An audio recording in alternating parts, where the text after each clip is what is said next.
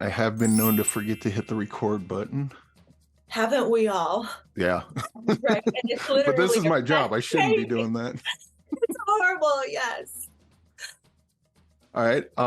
And well, I'm here with Claudia Zevallos, one of the stars of A Snowy Day in Oakland. And first of all, I gotta say, this is an absolutely adorable movie. I was watching it going, I cannot wait for this to come out. My sister is gonna love this because she loves these kind of movies. And a lot of the movies we cover are kind of like sad bastard indie movies or horror movies. So every time I get a movie like this that's kind of off the beaten path of what I normally watch and has all the fun characters that this has, and it's just Yes. it's nice, refreshing change of pace. So congratulations on that. Thank you so much, Eric. And thank you so much for having me. Yes, I really do. I do too think that your sister's going to love it. And yes, Snowy Day in Oakland. First of all, I'm so honored to be part of this fantastic and such talented cast. And Snowy Day in Oakland is just a magical comedy. It's a magical comedy which is filled with love, hope, dreams, desires, while you're laughing out loud. So it's pretty magical, and I'm so grateful and honored to be part of this movie. Yeah. Yeah. One of the things I liked about it was the kind of theme of the snow globe because um this neighborhood that you guys are all in, it seems kind of walled off from the rest of the world. It seems like everyone's kind of and then even beyond that, everyone's kind of walled off in their own businesses and their own personal lives, and then they kind of intermingle and come together. um I really like the theme of that. What can you say about that, I suppose? Well, going off of what you just said, how the whole block is literally walled off. Yeah, it's inside of the snow globe.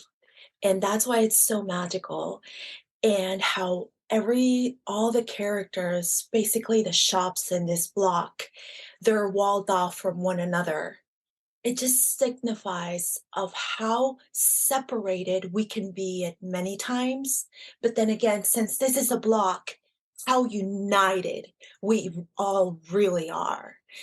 So this block, it's I know it's a black and brown movie, but it's really an everybody movie because these characters go through different kinds of emotions, situations, and they all have different hopes and dreams.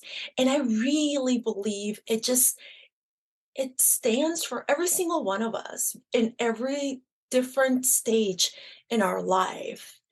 And we're so honored, but it's literally a movie where you will feel so related to every single one of the characters, and it just speaks loudly.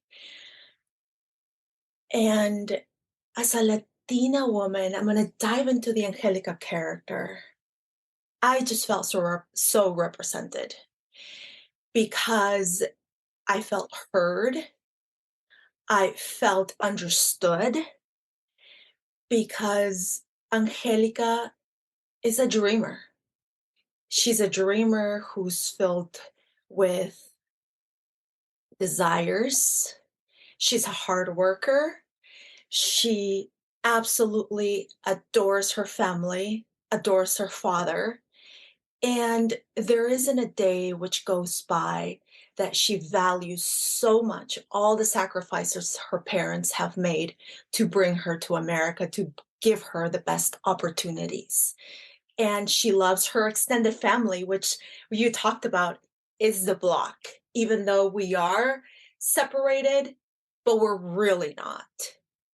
And this is when Latrice's character comes in and the magic happens because she unites us even stronger.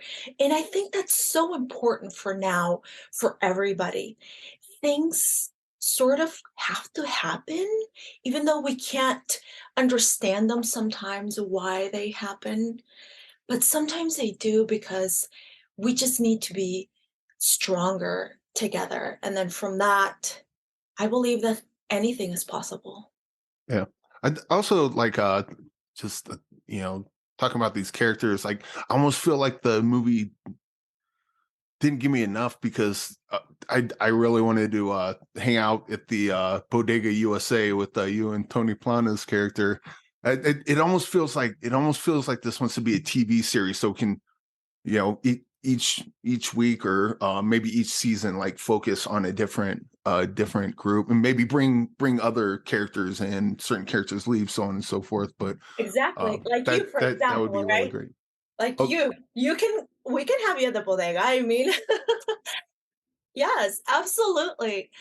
That's so funny that you say that because a lot of people have been asking it and saying, what else happens? I mean, what else can't happen? I mean, anything is possible.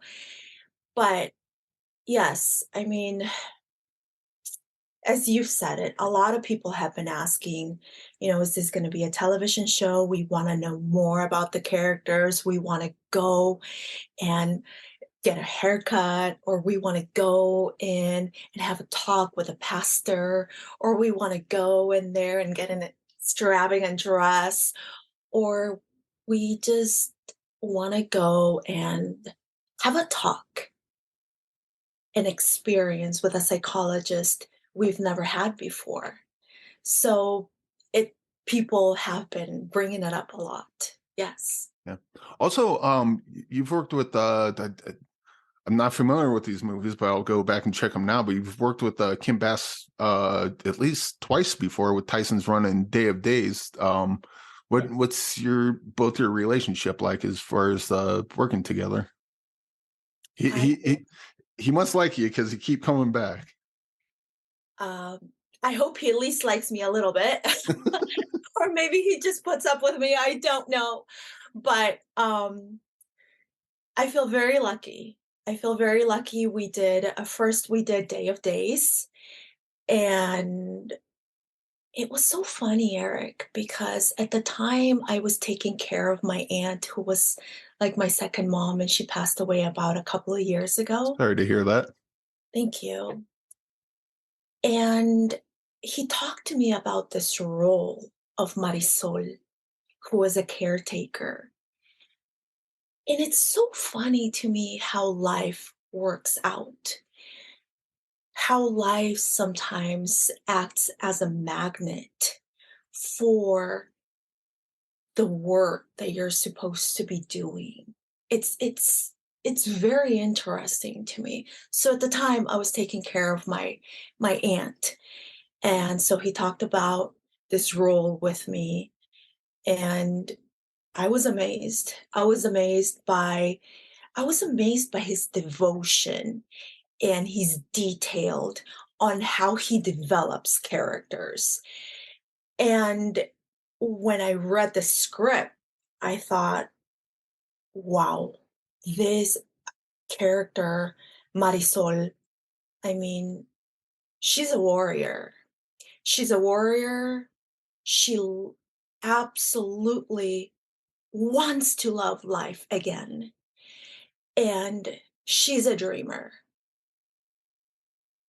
Even though her dreams have been a little bit wind down, but she is a dreamer no matter what.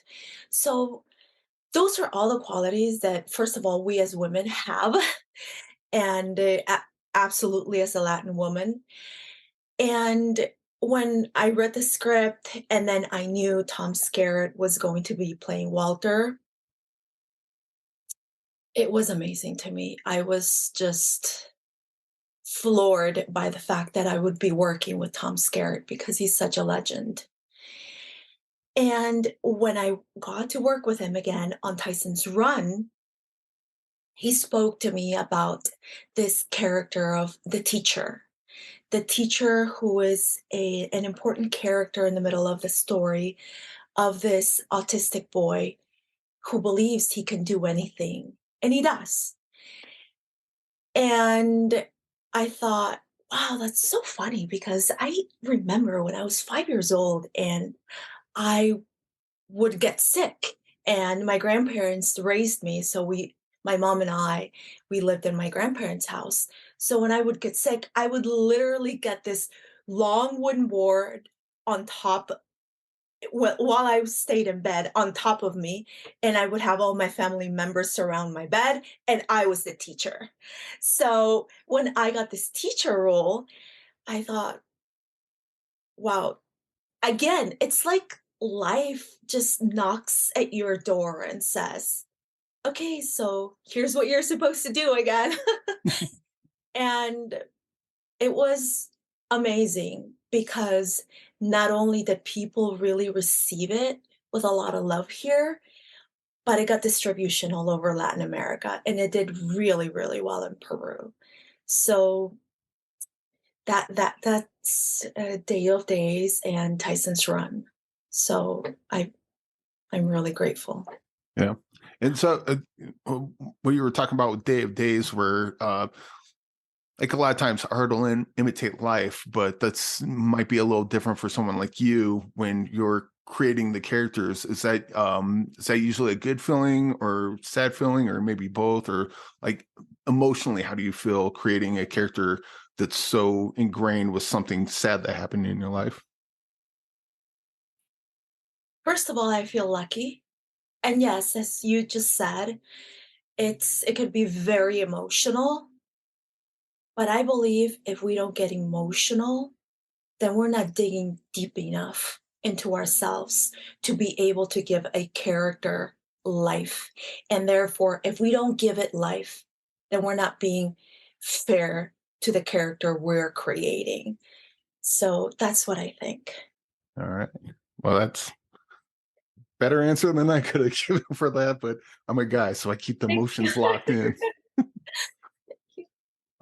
But I guess last question is I ask this with everyone. My co-host Bruce we have a what's in the box segment, and in the box we have people put movies in the box, or maybe a movie that's personal to you, or maybe a movie that you think is underseen, like, oh, this is really good, no one talks about it. But what's a movie that kind of fits that description that you would like to put in the box that we can hopefully draw and watch later on? I would think that a movie that I would like to put in the box, I would think, hmm, such a great question because I have a mix of all these different movies. I would think Rocket Boys. Rocket Boys? Yes. What is Rocket Boys? I've not heard of that one.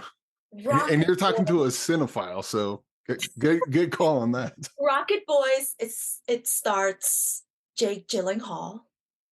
Oh, okay. Yes, and it's the story actually about Homer Hickam. And Homer Hickam, okay, so the first time I ever watched this movie, I felt such admiration for Homer because he had all these people, especially he all these people telling him he could not make his dream come true. But he only focused on his father because he wanted to have that deep relationship with his father. Now, it doesn't matter if we don't all want to have deep relationships with our father.